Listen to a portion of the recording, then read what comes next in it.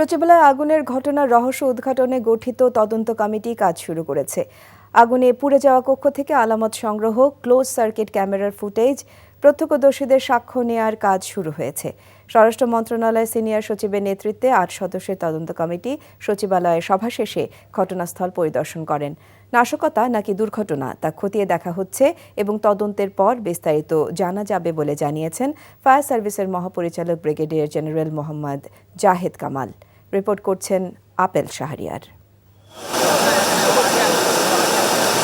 রাষ্ট্রের প্রশাসনিক প্রাণকেন্দ্র সচিবালয় রহস্যের আগুনে পড়ে বুধবার মধ্যরাতে।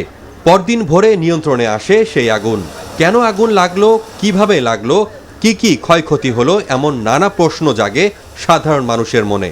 সেই প্রশ্নের উত্তর জানতে এবং আগুন লাগার রহস্য ভেদ করতে বৃহস্পতিবার তদন্ত কমিটি গঠন করে স্বরাষ্ট্র মন্ত্রণালয়।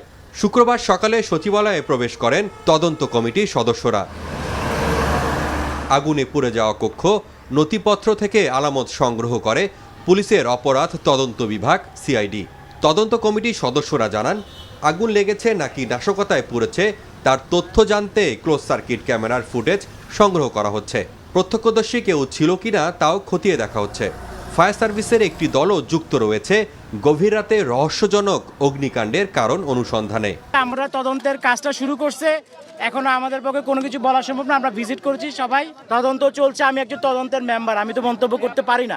অগ্রগতি হচ্ছে, কালকে 3:30টায় আমরা আবার বসবো।